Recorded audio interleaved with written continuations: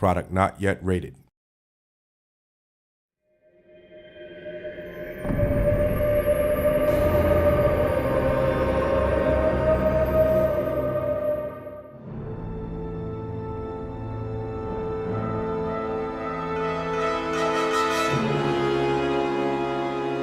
Welcome to the second episode of the Lionhead Video Diary. My name's Peter Molyneux. This episode's going to be all about combat.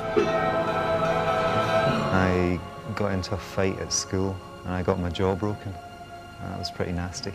I came away with all sorts of broken limbs and cuts and gashes and bruises and God knows what. My worst fight's probably where I just got knocked out by a midget. Well, not necessarily a midget, but he was a very small guy. Whether we like it or not, there was a lot of combat in Fable 1 and we really wanted to specialise and make something different for Fable 2. So we've looked at a couple of things. One is something that's called one-button combat. Now, a lot of people have said, you can't put combat on one button. What I hope this video diary says to you is that you can. On Fable 1, we had loads of different ideas about how we wanted to move forward with the combat. And we always would come up with a new thing, and there'd always be the standard problem of, well, how do we work this into the controls? And it was just so limiting, thinking, well, we've run out of buttons for that. How will the player actually make this happen? And by stripping back to just using one button, it's like, well, it seems the sky's the limit all of a sudden. Anything we can think of, based on the context that it's appropriate, we can do just with a single button press. The key thing that we've been dealing with one-button combat is ensuring that it is approachable for all gamers. It is approachable for people who haven't played games before, but it's also got the depth that seasoned gamers want. That was one of the key things that we felt we could have done a little better with in Fable 1. There are fewer things a player can do with his hands, so you have to make sure that of all the enormous varieties of actions that the character can do in the game, you always get the one that is most appropriate for where you want to be. So you almost want the game to read the player's mind and do exactly what he intends to do at that specific time, which, as you can imagine, mind reading is quite a difficult thing to program. Our goal is not to make combat look realistic, it's to make it believable. We want you to feel like you're in the game, hitting the enemies. I mean, it's not a realistic game. It's got creatures in it, it's got hobs, it's got gigantic trolls, you use magic.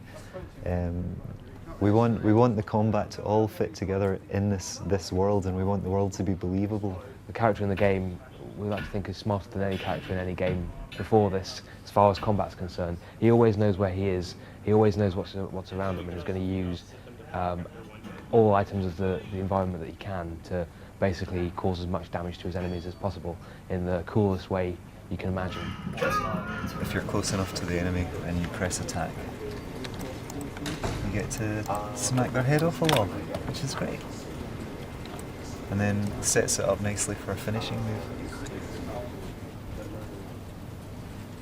He's going to the loo. We did loads of research. We looked at videos, we looked at games, we just happened to find people around the studio that had life-sized weapons at home. A little bit disturbing. Not completely real, but there were some life-size metal swords brought in, which it was really useful because we could go out into the car park and video ourselves doing specific moves for the hero. We also got a sword master in called Richard Ryan, who showed us how he would actually fight with a sword. Quite a scary guy. He had a guitar case full of weapons and didn't mind getting quite close to us when he was demonstrating swings and things. But that gave us a lot of ideas, a lot of new ideas.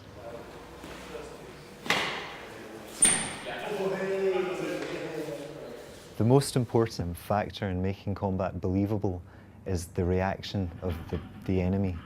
So when you hit the enemy, if they react in a way that's incredibly satisfying, it's just fantastic.